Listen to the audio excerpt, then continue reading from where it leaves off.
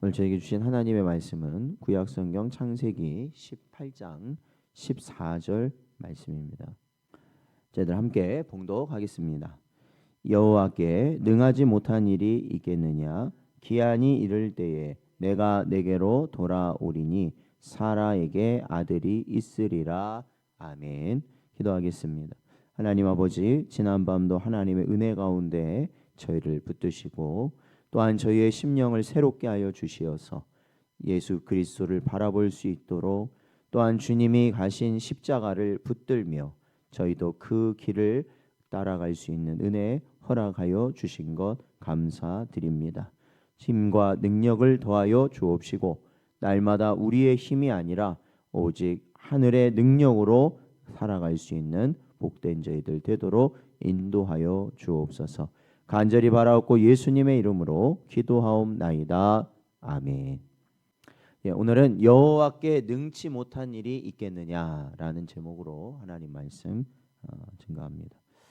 저희는 어제 창세기 17장에서 하나님께서 아브람을 아브라함으로 또한 사레를 사라로 이름을 바꿔 주시어서 열국의 아비 또한 열국의 어머니다라는 이러한 이름을 하나님께서 그들에게 주신 것을 저희들은 보았고요. 또한 할례의 언약을 또한 주신 것을 보았습니다. 이러한 하나님이 그 이름을 바꾸셨다라는 것은 사실은 아브람이나 사라가 뭔가 인간적으로 뭔가 바뀌었다라는 것을 의미하는 것이 아니라 하나님이 바꾸시겠다라는 것을 약속하신 것이죠. 그러니까 참 이게 놀라운 은혜인 것 같아요. 우리는 언제나 우리 자신의 모습을 보고 어떻습니까? 좌절하고 낙심하고 또 죄 짓는 것이 저희들인데도 하나님께서 하나님이 하시겠다라는 것이죠. 하나님께서 하나님이 우리를 통해 하시겠다라고 약속하시고 우리는 아무 준비 안 된 것 같은데도 하나님은 그 약속을 또한 이루어 가신다라는 것이죠. 바로 그러한 은혜 가운데 언제나 살아가시는 복된 여러분 되시기를 축원드립니다. 오늘 보면 이 18장에서는 하나님께서 직접 두 천사와 함께 이 사람의 모습으로 아브라함을 방문하시는 이 장면이 오늘 28장에서는 등장하고 있습니다. 아브라함은 부지 중에 그러니까 뭐 하나님이 오시는지 전혀 알지 못하는 그러한 상황에서 하나님을 환대합니다. 그리고 그 자리에서 그러니까 하나님께서 직접 천사들과 함께 오신 그 자리에서 다시 한번 이삭의 탄생 그러니까 아들이 있을 것이다라는 그 약속을 재확인시켜 주시고 또한 하나님은 이 소돔의 심판 계획을 아브라함에게 알리시면서 아브라함이 중보의 자리로 나아가도록 하나님께서는 이끄십니다. 그래서 이 말씀을 통해서 우리의 불가능을 뛰어넘으시는 하나님의 능력과 또한 세상을 품는 중보자의 심령을 저희들이 살펴볼 수 있는 복된 여러분 되시기를 축원드립니다. 1절에서 15절 내용을 보면 아까도 말씀드렸던 아브라함이 하나님과 두 천사를 환대하는 그러한 장면이 나옵니다. 아브라함은 무더운 정오에 찾아온 나그네 셋을 극진히 대접합니다. 이는 단순한 친절을 넘어서서 이 복음적 환대다라고 할 수 있습니다. 히브리서 13장 2절 말씀을 보면 손님 대접하기를 잊지 말라. 이로써 부지 중에 천사들을 대접한 이들이 있었느니라 라고 히브리서 기자는 이거에 대해서 말씀하고 있습니다. 그래서 아브라함과 이렇게 하나님과 천사들이 함께 식사하는 그 자리에서 하나님은 사라에게 내년 이맘때 아들이 있을 것이다 라고 말씀하십니다. 사실은 이 말을 장막 뒤에서 사라가 듣고 속으로는 어떻게 했습니까? 인정하지 못했죠. 속으로 웃었다라고 되어 있죠. 왜냐하면 이게 꼭 뭐 비웃었다 뭐 이렇게 말하기보다도 인간적으로는 이미 몸이 그 기능을 할 수 없는 상태라는 거예요. 그러니까 뭐 쉽게 말하면 다리가 뭐 불구인 사람이 달릴 것이다. 뭐 이러면은 사실 그게 어떻게 들리겠어요? 당연히 이상하게 좀 들리잖아요, 사실은. 그러니까 인간적으로는 그게 안 되니까요. 어쩔 수 없는 겁니다. 사라는 이미 뭐 예전에 생리가 끊어진 그런 상태였습니다. 이미 뭐 불임 정도가 아니라 아예 할 수 없는 그러한 몸이었던 것이죠. 그랬을 때 하나님께서는 저희들이 읽었던 본문 말씀인데 이렇게 말씀하시죠. 여호와께 능치 못한 일이 있겠느냐? 하나님께서 못하신 일이 있으십니까? 없으십니까? 없다라는 거죠. 사람의 눈으로는 아무리 불가능해 보이더라도 이치에 맞지 않는 일이라 할지라도 하나님께서는 역사하시는 줄로 믿습니다.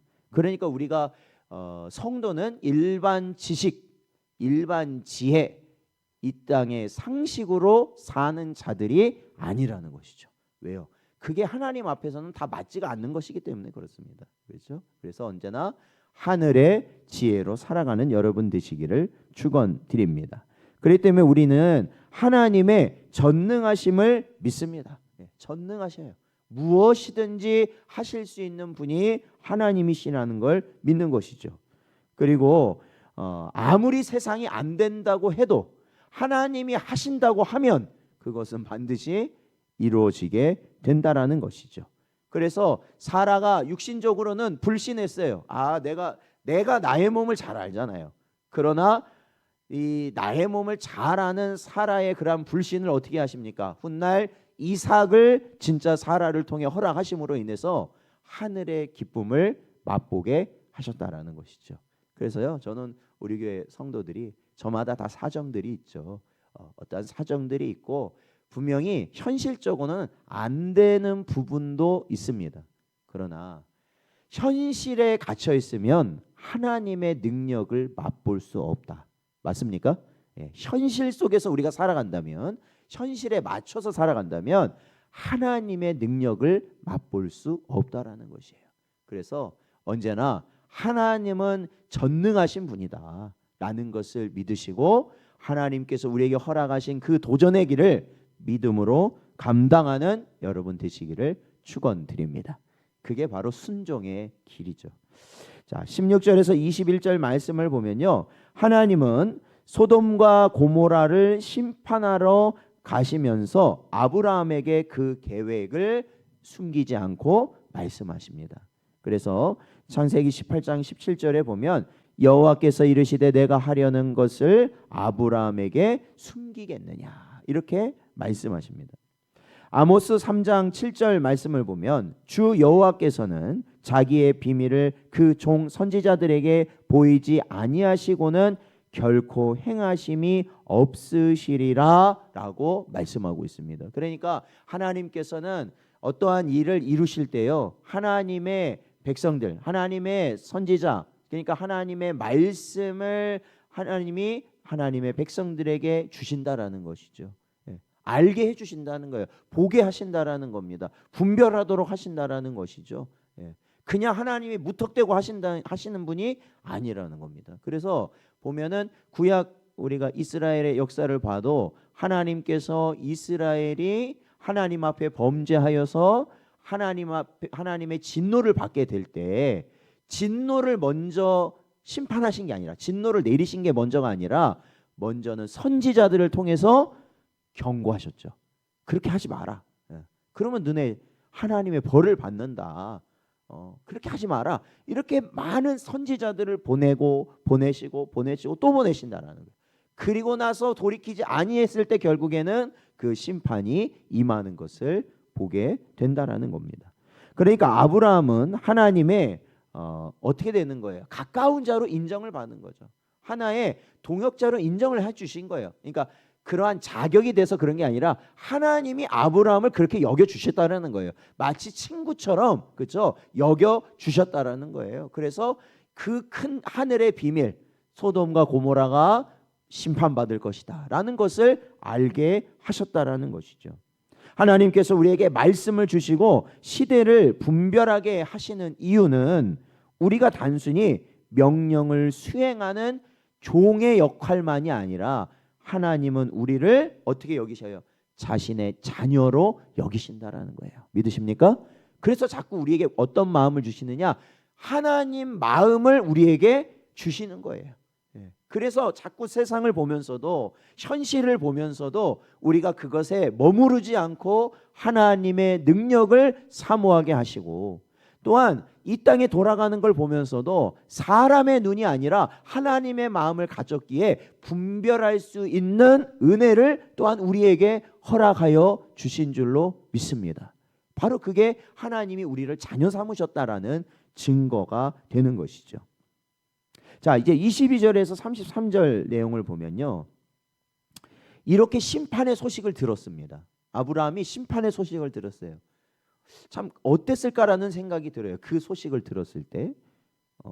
그런데 아브라함은 머뭇거리지 않고요, 그 소리를 듣자마자 어떻게 하냐면 중보의 자리에 섰다라는 겁니다. 어떻게 중보의 자리에 섰느냐? 그는 하나님은 공의로우신 분입니다 라는 것을 선포하면서, 거기에 보면은 그 내용이 나오잖아요. 하나님, 만약에 그 성에 의인 50명이 있으면 그래도 멸망시키실 겁니까? 아니, 아니다. 그러니까 또 그러면 45명, 아니 30명, 20명, 아니 마지막으로 하나님 10명이 있다면 하나님 거기 멸망시키실 것입니까? 그랬을 때 하나님 뭐라고 하십니다. 아니다. 10명이라도 있으면 멸망시키지 않을 것이다 라고 말씀하시죠. 그러니까 이것을 보면 단순히 사실은 그 소돔에 누가 살고 있냐면 조카 롯이 살고 있잖아요. 그 식구들이 살고 있거든요. 그러니까 그들만을 위해서 과연 아브라함이 이렇게 간절하게 하나님께 매달렸겠는가? 이것은 단순히 롯과 그의 가정만을 위한 게 아닙니다. 25절에 보면 세상을 심판하시는 이가 정의를 행하셔야 하지 않겠습니까? 라는 이 아브라함의 호소를 통해서 볼 수 있는 것처럼 이것은 하나님의 공의와 자비에 호소하는 거예요. 하나님의 공의와 자비. 그러니까 여기서 지금 아브라함이 보이고 있는 모습은 뭐겠습니까? 마치 예수님께서 우리를 위해 지금도 중보의 기도를 하나님 옆에서 하고 계시는 그 모습을 보여주고 계신다라는 거죠. 그러니까 우리는 매일과 같이 살면서 사실은 어떠한 모습입니까? 소돔과 고모라 사람들처럼 심판받아야 마땅한 자로 우리는 항상 살아갑니다. 그렇죠? 변한 게 있어요? 사실? 변한 게 있습니까? 우리는 언제나 죄를 짓고 언제나 낙심하고 염려하고 근심하고 미워하고 판단하고 비난하고 그러한 자들이잖아요. 그런데도 우리가 왜 여지껏 은혜 가운데 살 수 있는 거예요? 예수님께서 우리를 위해 기도하고 계시는 거거든요.